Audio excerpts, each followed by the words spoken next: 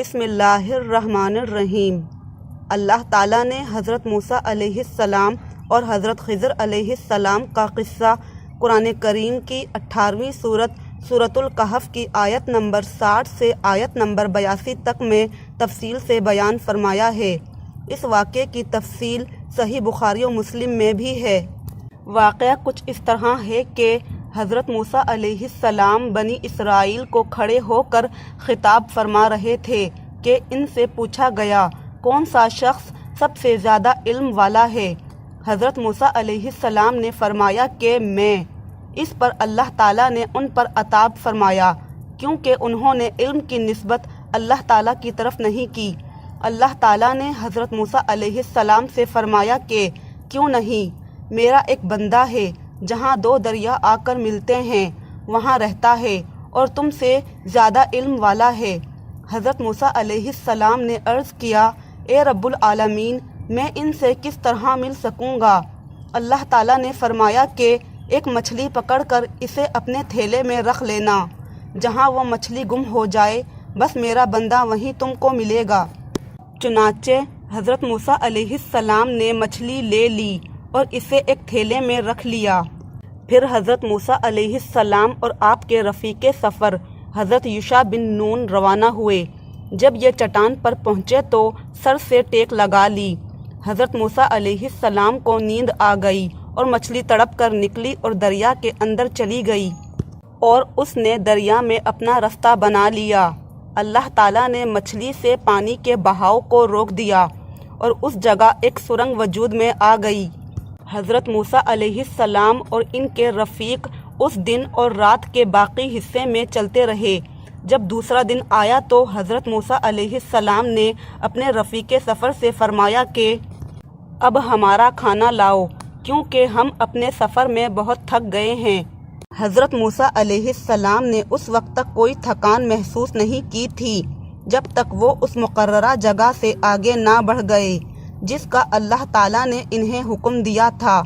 ان کے رفیق نے کہا کہ دیکھیے تو صحیح، جب چٹان پر اترے تھے تو میں مچھلی کے متعلق کہنا آپ سے بھول گیا اور مجھے اس کی یاد سے شیطان نے غافل رکھا اور اس مچھلی نے تو وہیں چٹان کے قریب دریا میں اپنا راستہ عجیب طور پر بنا لیا تھا۔ حضرت موسیٰ علیہ السلام نے فرمایا کہ یہی وہ جگہ تھی جس کی تلاش میں ہم نکلے ہیں۔ چنانچہ آپ اور آپ کے رفیق اسی راستے سے پیچھے کی طرف واپس ہوئے اور جب اس چٹان پر پہنچے تو وہاں ایک بزرگ اپنا سارا جسم ایک کپڑے میں لپیٹے ہوئے موجود تھے۔ حضرت موسیٰ علیہ السلام نے انہیں سلام کیا اور انہوں نے جواب دیا۔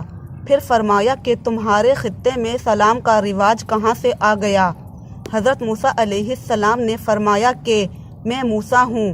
انہوں نے پوچھا بنی اسرائیل کے موسیٰ؟ فرمایا کہ جی ہاں، میں آپ کی خدمت میں اس لیے حاضر ہوا ہوں کہ آپ مجھے وہ علم نافع سکھا دیں جو آپ کو سکھایا گیا ہے۔ انہوں نے فرمایا اے موسیٰ، میرے پاس اللہ کا دیا ہوا ایک علم ہے، اللہ تعالیٰ نے مجھے وہ علم سکھایا ہے اور آپ اس کو نہیں جانتے۔ اسی طرح آپ کے پاس اللہ کا دیا ہوا ایک علم ہے، اللہ تعالیٰ نے آپ کو سکھایا ہے اور میں اسے نہیں جانتا۔ حضرت موسیٰ علیہ السلام نے فرمایا کیا میں آپ کے ساتھ رہ سکتا ہوں؟ حضرت خضر علیہ السلام نے فرمایا کہ آپ میرے ساتھ صبر نہیں کر سکیں گے، اور واقعی آپ ان کاموں کے بارے میں صبر کر بھی کیسے سکتے ہیں جو آپ کے علم میں نہیں۔ پھر دونوں دریا کے کنارے کنارے پیدل چلے۔ ان کے پاس کوئی کشتی نہ تھی کہ ایک کشتی ان کے سامنے سے گزری تو کشتی والوں سے انہوں نے کہا کہ ہمیں بٹھا لو۔ حضرت خضر علیہ السلام کو انہوں نے پہچان لیا اور بغیر کرائے کے سوار کر لیا۔ اتنے میں ایک چڑیا آئی اور کشتی کے کنارے پر بیٹھ گئی۔ پھر اس نے پانی میں اپنی چونچ کو 1 یا 2 مرتبہ ڈالا۔ اسے دیکھ کر حضرت خضر علیہ السلام نے فرمایا کہ اے موسیٰ، میرے اور آپ کے علم کی وجہ سے اللہ کے علم میں اتنی بھی کمی نہیں ہوئی جتنا اس چڑیا کے دریا میں چونچ مارنے سے دریا کے پانی میں کمی ہوئی ہوگی۔ پھر حضرت خضر علیہ السلام نے کشتی کے تختوں میں سے ایک تختہ نکال ڈالا۔ حضرت موسیٰ علیہ السلام نے فرمایا کہ ان لوگوں نے تو ہمیں کرایہ لیے بغیر مفت میں سوار کیا اور آپ نے ان کی کشتی کی لکڑی اکھاڑ ڈالی تاکہ یہ ڈوب جائیں۔ حضرت خضر علیہ السلام نے فرمایا کہ کیا میں نے نہیں کہا تھا کہ تم میرے ساتھ صبر نہیں کر سکو گے؟ اس پر حضرت موسیٰ علیہ السلام نے جواب دیا کہ بھول پر میری گرفت نہ کرو۔ حضرت موسیٰ علیہ السلام نے بھول کر یہ پہلا اعتراض کیا تھا۔ دونوں چلے۔ کشتی سے اتر کر ایک لڑکا بچوں کے ساتھ کھیل رہا تھا۔ حضرت خضر علیہ السلام نے اوپر سے اس کا سر پکڑ کر ہاتھ سے الگ کر دیا۔ حضرت موسیٰ علیہ السلام نے فرمایا کہ آپ نے ایک بے گناہ بچے کو بغیر کسی جانی حق کے مار ڈالا۔ غضب ہو گیا۔ حضرت خضر علیہ السلام نے فرمایا کہ میں نے تم سے نہیں کہا تھا کہ تم میرے ساتھ صبر نہیں کر سکو گے؟ حضرت موسیٰ علیہ السلام نے فرمایا اچھا، اس کے بعد اگر میں نے آپ سے کوئی بات پوچھی تو پھر آپ مجھے ساتھ نہ لے چلیے گا، بے شک آپ میرے بارے میں حد عذر کو پہنچ چکے ہیں۔ پھر دونوں چلتے رہے حتیٰ کہ ایک گاؤں والوں کے پاس آئے۔ ان سے کھانا لینا چاہا، انہوں نے کھانا کھلانے سے انکار کر دیا۔ انہوں نے وہیں دیکھا کہ ایک دیوار اسی گاؤں میں گرنے کے قریب تھی۔ حضرت خضر علیہ السلام نے اپنے ہاتھ کے اشارے سے اسے سیدھا کر دیا۔ حضرت موسیٰ علیہ السلام نے فرمایا کہ اگر آپ چاہتے تو گاؤں والوں سے اس کام کی مزدوری لے سکتے تھے۔ حضرت خضر علیہ السلام نے فرمایا بس اب ہم اور تم میں جدائی کا وقت آ گیا ہے۔ اس کے بعد حضرت خضر علیہ السلام نے تینوں واقعات کی حقیقت بتا دی۔ ان تینوں واقعات کی حقیقت کو سورۃ الکہف آیت نمبر 79 سے آیت نمبر 82 تک میں یوں بیان کیا گیا ہے۔ کشتی چند مسکینوں کی تھی جو دریا میں کام کاج کرتے تھے۔